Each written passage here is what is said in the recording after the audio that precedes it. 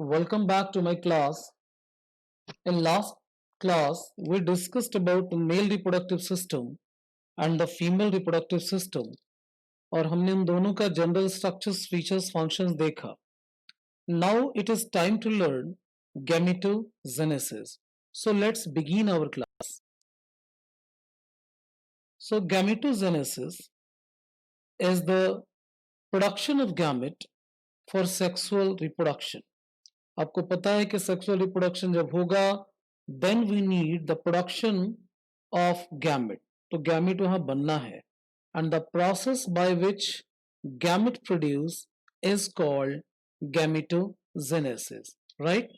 So gametogenesis means it is the formation of gametes in the gonads. Gonads means male gonad testis और जो female gonad होता है वो ovary कहलाता है. Right. And it includes a spermatogenesis and oogenesis. यानी gametogenesis दो तरीके का होगा. One is the spermatogenesis, second one is the oogenesis. See this diagram. This is showing a spermatogenesis and this diagram is showing the mechanism of oogenesis.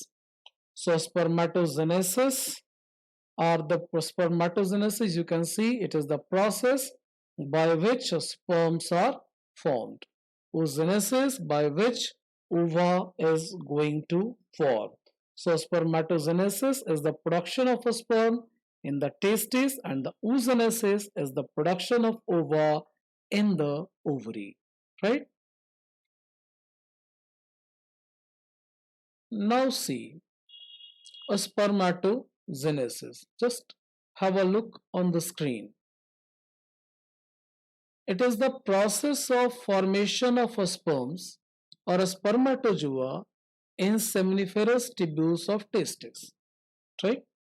So spermatogenesis में होगा ये कि spermatozoa are produced in seminiferous tubules of the testis. हमने पिछले video में पढ़ाया दिखाया आपको कि टेस्टिस के अंदर सेमिनिफेरस ट्यूब्यूल कहाँ होता है.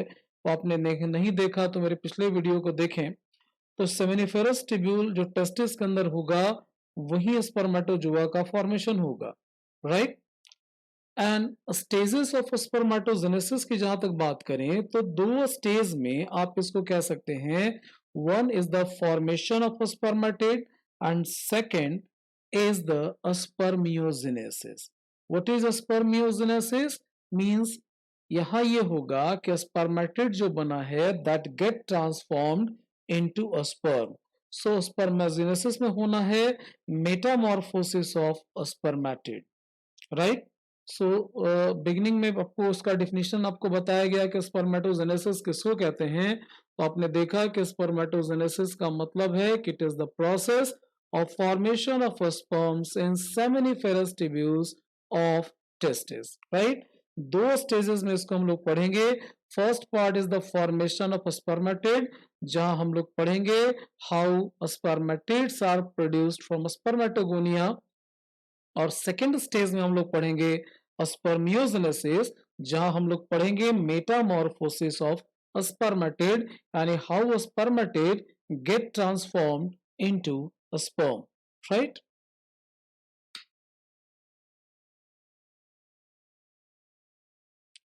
So now see the graph given here. Spermatogenesis में अगर हम लोग देखें सबसे पहले बात करेंगे अगर फॉर्मेशन ऑफ स्पर्मेटिड की बात करेंगे तो कहा था कि स्पर्म बनना है किससे. स्पर्मेटोगोनिया से बनना है. It is diploid structure. ये डिप्लॉइड स्ट्रक्चर होता है और from this spermatogonia spermatozoa are going to produced. Okay. तो spermatids are formed by these phases. So this is the spermatogonia. First is goes under mitosis. ये mitosis के अंदर जा रहा है to form primary spermatocyte. Now this primary spermatocyte divide by meiosis division. Meiosis 1 is there which results in formation of secondary spermatocyte. अब इसमें जब meiosis second होगा then it will produce a spermatid and a spermatid after a spermiogenesis get convert into a spermatozoa. जुआ, right. तो ये चीजें इसमें होगा, राइट। सबसे पहले स्पर्मेटोगोनिया है, that is in seminiferous tubule, it goes under mitosis forming primary spermatocyte. On this primary spermatocyte after meiosis forms a spermatid. अब ये जो spermatid होगा after spermiogenesis get convert into a spermatozoa. तो you can see this diploid spermatogonia. इसके बाद यहाँ जो बना primary spermatocyte and then after meiosis this one is the spermatids, and this spermatids after spermiogenesis convert into sperms, right. तो ये process है, you can see here also, you can see this, the same diagram you can see, right. So see the sequence. A primary spermatocyte, this is primary spermatocyte, two secondary spermatocyte get formed, secondary spermatocyte further divide to form two spermatocyte. So a primary spermatocyte is going to produce four spermatids which after spermiogenesis form four sperms. So after spermiogenesis, a sperm heads become embedded in the Sertoli cell, then they are released from seminiferous tubule. Okay, so formation of a spermatid can be discussed in three phases. सबसे पहला जो phase होगा, जरा वापस हम लोग चलेंगे पिछले स्लाइड पे, द फर्स्ट फेज जो होता है the phase of mitosis, this is the first phase, this is the first phase of mitosis, और you can say this one is the phase of multiplication. During phase of multiplication the primordial germ cell divide repeatedly by mitosis. Primordial germ cell बार बार इसमें mitosis होगा, divide करेगा and it is going to form primary spermatocyte, right. So during phase of multiplication the primordial germ cell repeatedly divide by mitosis to form diploid spermatogonia. Each spermatogonium is diploid, contains 46 chromosomes, divides mitotically into two primary spermatocytes. So spermatogonia after mitosis form two primary spermatocyte. You can see this in red in color, primary spermatocyte यहाँ बन गया, right. During phase of growth, a phase of growth होगा, second phase is the phase of growth. During phase of growth the primary spermatocyte, ये जो आप देख रहे हो, this is the primary spermatocyte, ये अपना आकार बदलेगा, it get enlarged in size and prepare to undergo meiotic division. अब खुद को तैयार करेगा ताकि इसके अंदर meiosis हो सके. So during phase of growth में क्या होगा, primary spermatocyte, this was the primary spermatocyte, see red in colour, ये प्राइमरी स्पर्मेटोसाइट है. अब इसमें डिवीजन होगा मायोसिस, लेकिन उसके पहले ये खुद को प्रिपेयर करेगा सो दैट इससे मायोसिस हो सके, right. So during phase of growth the primary spermatocyte enlarge in size and prepare to undergo meiotic or maturation division, right.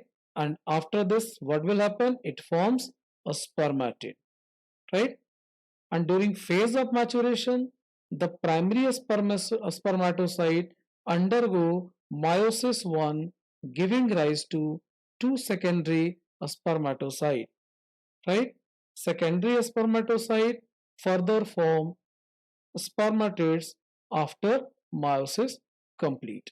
Okay, so primary spermatocyte से spermatid बनना है, meiosis होगा, meiosis 1 होगा, this will form secondary spermatocyte which is haploid. अब इस secondary spermatocyte से जब meiosis second होगा then it will form a spermatid. So finally what will happen, one primary spermatocyte will form four haploid spermatids, right. तो एक से कितना बन गया, चार. ये एक था सिंगल प्रिमोडियल जर्म सेल और इससे कितना हुआ, एक दो तीन चार, ये चार के चार स्पर्मेटिड्स बन गए, प्राइमोडियल जर्म सेल डिप्लॉइड था, नाउ आफ्टर मायोसिस स्पर्मेटिड्स हो गए सबके सब हैप्लॉइड। अब इसके बाद होना है स्पर्मियोजेनेसिस। स्पर्मियोजेनेसिस में क्या होगा, there is metamorphosis of spermatid. Spermatid change होगा धीरे धीरे and this will form sperm.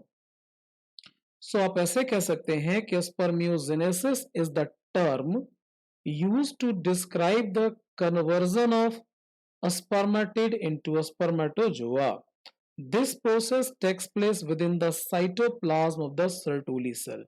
ये Sertoli cell के cytoplasm होगा and does not involve any cell division. तो कभी confuse नहीं होना चाहिए कि spermiogenesis है तो क्या यहाँ भी cell division होगा, तो नहीं, ऐसा नहीं है। spermiogenesis में किसी भी तरह का कोई cell division नहीं होना है, right.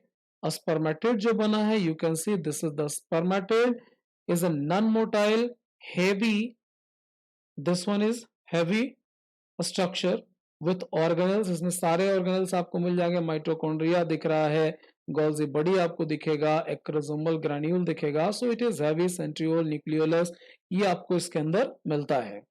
But as it goes under spermiogenesis, तो ड्यूरिंग स्पर्मियोजेनेसिस क्या होगा, स्पर्मियोजेनेसिस के प्रोसेस के दौरान क्या होगा, the weight of gamete is reduced. इस गैमेट का वेट धीरे धीरे घटेगा along with the development of structures for motility। Structures में क्या आएगा, ये टेल आएगा, tail is for the motility. तो ये चीजें डेवलप होंगी और धीरे धीरे इस स्पर्मेटिड का वेट जो है वो घटता चला जाता है। So during spermiogenesis the weight of gamete is reduced with the development of structures for motility and penetration.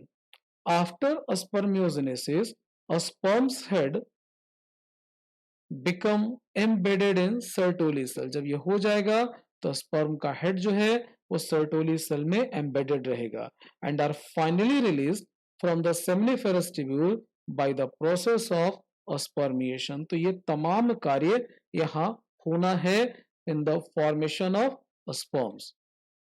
सो देखिए, मैंने कहा था कि स्पर्मियोजेनेसिस के बाद क्या होना है।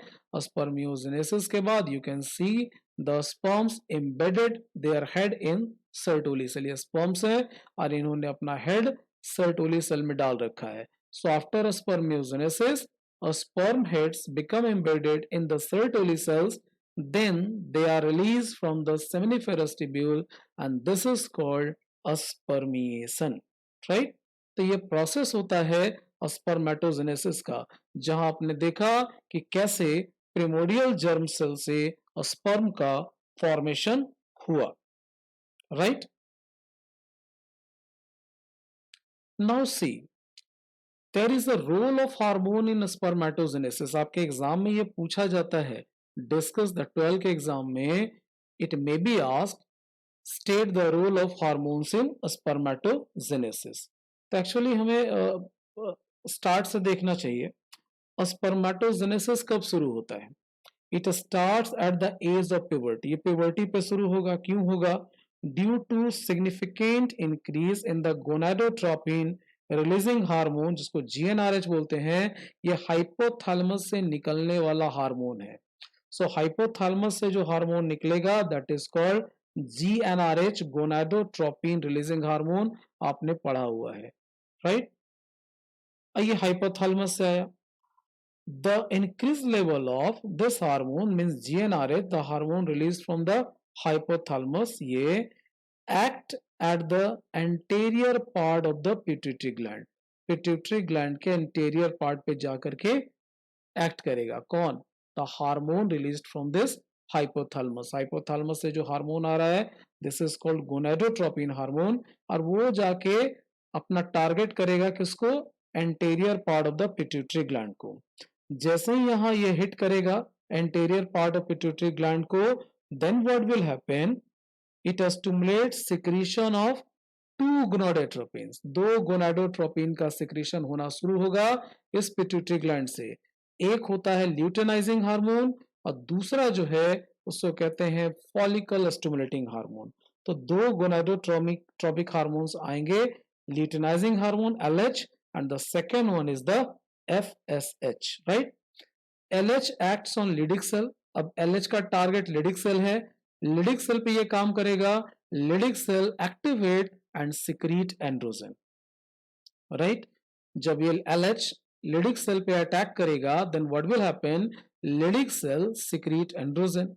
अब एंड्रोजन निकलना शुरू हुआ and this androgen stimulate the process of spermatogenesis, या स्पर्मेटोजेनेसिस की प्रक्रिया को स्टिमुलेट करेगा. ठीक है, अब इसका देखें FSH का. FSH का क्या काम है? FSH act on Sertoli cell, ये सर्टोली सेल पे काम करेगा and this Sertoli cell stimulate secretion of factors for spermiogenesis. Spermiogenesis के लिए जो फैक्टर्स, जो जरूरी प्रोटीन्स वगैरह जो भी चाहिए, that are produced by the Sertoli cell. Nutrition वगैरह के लिए जो भी चाहिए वो सब इसी से बनेगा, राइट?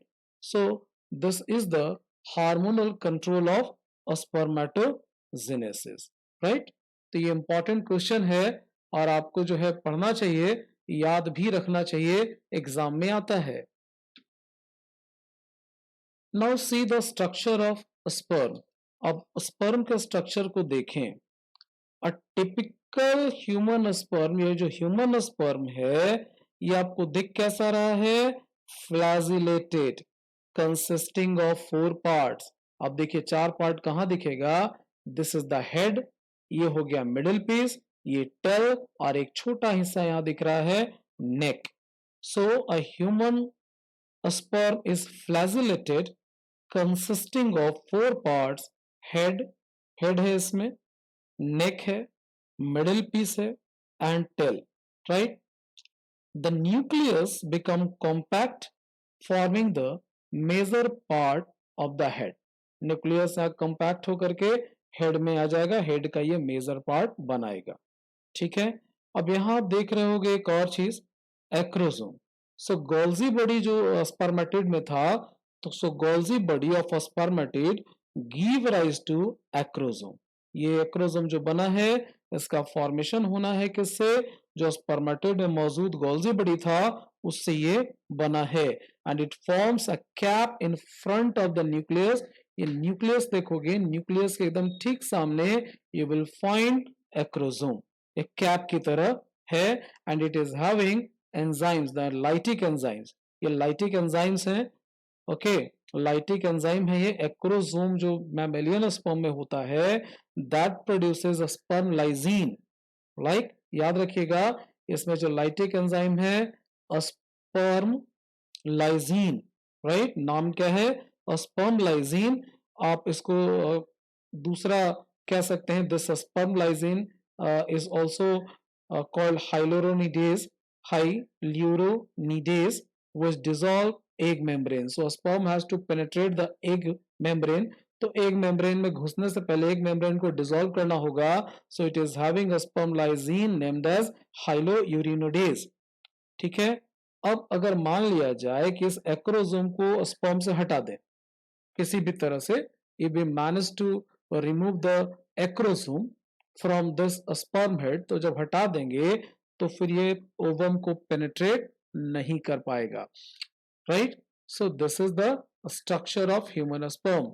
तो आप देख सकते हो स्ट्रक्चर ऑफ स्पर्म का. एक्रोसोम है, हेड वाला part, length it is given 5 mm, middle piece पढ़ेंगे अभी आगे इसमें क्या आपको मिलेगा. It is having mitochondria, length is given, this is principal piece and this is the end piece. So mature sperm का जब लेंथ देखें तो it is 0.06 mm long.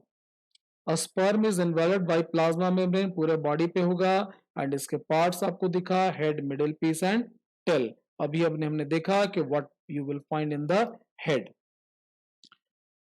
Okay, middle piece में देखें, अगर आप ध्यान से देखें मिडिल पीस को, तो मिडिल पीस के अंदर क्या मिल रहा है? It is having this sheath of mitochondria. Mitochondria आपको दिख रहा है, you can see mitochondria middle piece में आपको दिख रहा है. This mitochondria is here to provide energy for the movement, right? और ये टेल है. टेल ये क्या है? Filament like structure which provide motility. So middle piece possesses numerous mitochondria, बहुत सारे mitochondria होते हैं इसमें. This provide energy and a strength for the movement of tail, and it facilitates a sperm motility essential for fertilization. क्योंकि sperm को travel करना होगा from vagina to the fallopian tube जहाँ fertilization होगा, तो इसके लिए movement इसमें जरूरी होता है, and for that movement tail is required, right?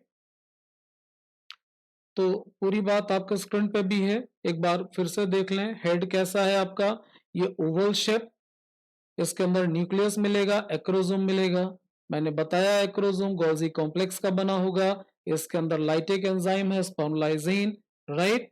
और उसके ठीक नीचे आपको मिलता है नेक, इसके बाद आपको मिल रहा है मिडिल पीस जिसमें मेनली माइटोकॉन्ड्रिया है, एक्सियल फिलामेंट का बना होगा, साइटोप्लाज्म होता है इसमें, and mitochondria produce energy for the sperm motility. और ये टेल दिख रहा है, टेल.